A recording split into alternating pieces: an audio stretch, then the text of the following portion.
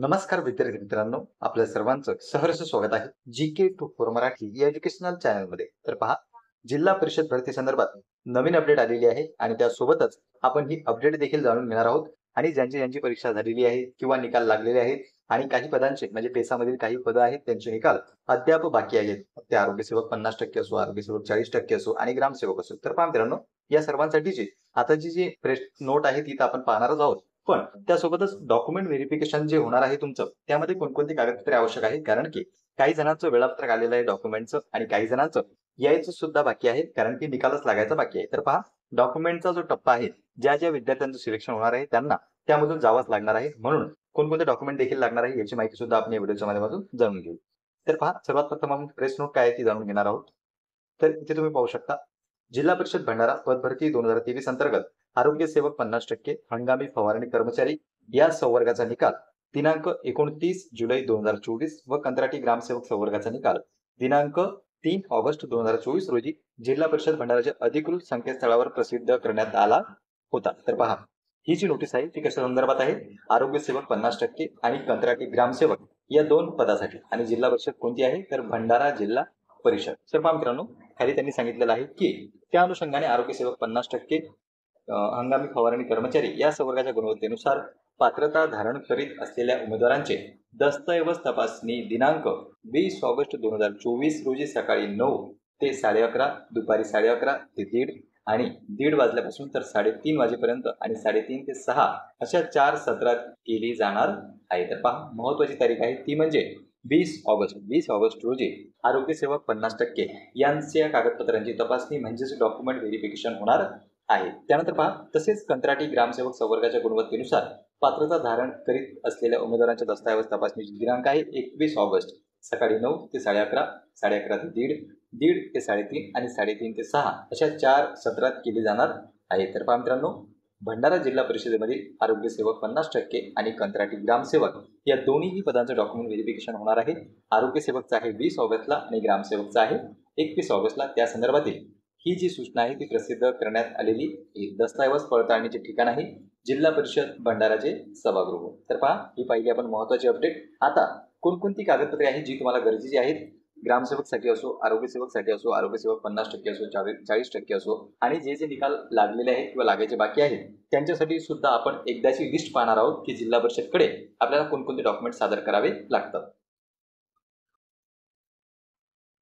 तर पहा मित्रांनो, या ठिकाणी तुम्ही पाहू शकता, जाहिरातीमधील मुद्दा क्रमांक 19 त्यामध्ये त्यांनी सांगितलं होतं की कागदपत्रे पडताळणी वेळेस विहित कागदपत्रे किंवा प्रमाणपत्रे सादर करण्याच्या बाबतीत जेव्हा तुमची जाहिरात आली होती त्यामध्येच त्यांनी नमूद केलेलं होतं की कोणकोणती कागदपत्रे तुम्हाला सादर करावी लागतील. तर पहा, सदर परीक्षेच्या निकालानंतर तात्पुरत्या निवड यादीमध्ये निवड झालेल्या उमेदवारांना कागदपत्रे पडताळणीसाठी आवश्यकतेनुसार खालील कागदपत्रे किंवा प्रमाणपत्रे लागू असतील तेशी सादर करणे अनिवार्य आहे. तर पहा, या ठिकाणी हा महत्वाचा पॉईंट आहे, लागू असतील ते. त्याचं म्हणणं असं आहे की एखादं टेक्निकल क्वालिफिकेशन जर असेल, टेक्निकल पोस्टसाठी जर तुम्ही अप्लाय केलेलं असेल तर त्यासाठी टेक्निकल प्रमाणपत्र असो, सर्टिफिकेट असो किंवा एखादा कोर्स असो, त्यानंतर पदवी असो, ती तुम्हाला लागणार आहे. पण जर तुम्ही नॉन टेक्निकलमध्ये अर्ज भरलेला असेल, जसे की आपण आरोग्यसेवक 40% बघतो, या पदासाठी जर अर्ज केलेला असेल तर जे आपले कॉमन डॉक्युमेंट्स आहेत तेच तुम्हाला लागतील. या लिस्टमध्ये त्यांनी सर्व डॉक्युमेंट दिलेले आहेत, पण ज्या पदासाठी जे जे डॉक्युमेंट लागतात तेच तुम्हाला सादर करावे लागणार आहे. तर पहा, पहिल्या क्रमांकाचं डॉक्युमेंट आहे ते म्हणजे अर्जदाराची माहिती बरोबर असल्याची स्वयंघोषणा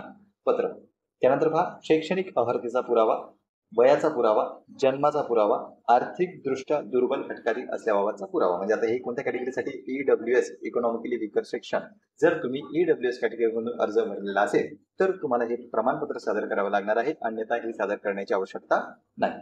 6व्या क्रमांकाचा पॉईंट पहा, राखीव प्रवर्गातून निवड झालेल्या उमेदवारांचे संबंधित प्रवर्गाचे जात प्रमाणपत्र. आता ज्या कॅटेगरीमधून तुम्ही अप्लाय केलेलं असेल आणि त्या कॅटेगरीमधून जर तुमची निवड झालेली असेल तर तुम्हाला त्या कॅटेगरीचं कास्ट सर्टिफिकेट लागणार आहे, म्हणजेच जात प्रमाणपत्र सादर करावं लागेल. नंतर पहा, नॉन क्रिमिलियर प्रमाणपत्र चालू आर्थिक वर्षातील. जर तुम्ही आता ज्या ज्या कॅटेगरीसाठी नॉन क्रिमिलियर प्रमाणपत्र आवश्यक असतं त्या ठिकाणी लागणार आहे नॉन क्रिमिलियरचं प्रमाणपत्र आणि तेही चालू वर्षातील. 8व्या क्रमांकाचा पॉईंट पहा, पात्र दिव्यांग व्यक्ती असल्याबाबतचा पुरावा. जर तुम्ही दिव्यांग व्यक्तींना समांतर आरक्षणामधून अर्ज भरलेला असेल तर या ठिकाणी दिव्यांग असल्याचा पुरावा सादर करावा लागेल. पुढील डॉक्युमेंट पहा, पात्र माजी सैनिक असल्याबाबतचा पुरावा, खेळाडूंसाठीच्या आरक्षणाकरिता पात्र असल्याचा पुरावा, अनाथ आरक्षणासाठी पात्र असल्याचा पुरावा. म्हणजे आता जे काही इतर समांतर आरक्षण आहेत त्यासाठी जर तुम्ही त्या कॅटेगरीमधून अप्लाय केलेला असेल तर त्याच्या संबंधित तुम्हाला प्रमाणपत्र सादर करावं लागणार आहे.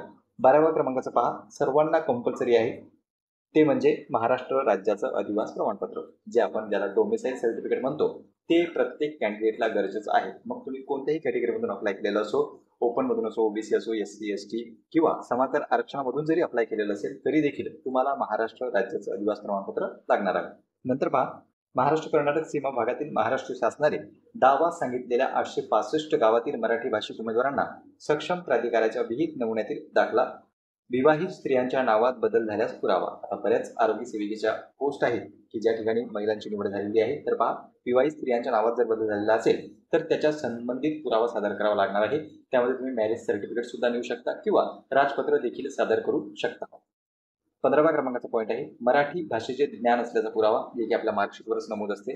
त्यानंतर पहा, लहान कुटुंबाचे प्रतिज्ञापत्र आणि पदवीधर पदविकाधारक अंशकालीन असल्याबाबतचे प्रमाणपत्र, MSCIT अथवा समकक्ष प्रमाणपत्र, म्हणजे MSCIT सोबत जर तुमचं MSCITच्या ऐवजी दुसरं कोणतं प्रमाणपत्र असेल तेही तुम्ही सादर करू शकता.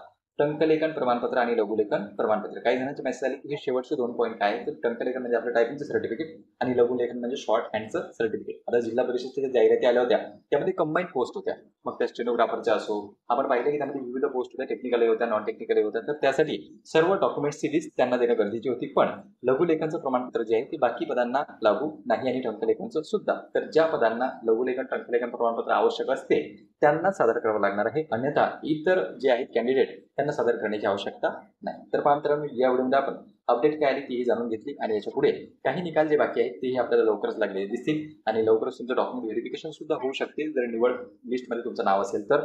त्यासाठी आपण कोणते कागदपत्रे लागतात ते जाणून घेतले. आणखीही तुमचे काही डाऊट्स असतील, प्रश्न असतील तरी देखील तुम्ही बिनधास्तपणे कमेंट्समध्ये कमेंट करू शकता. पुन्हा भेटूया एका नवीन अपडेट सोबत. धन्यवाद.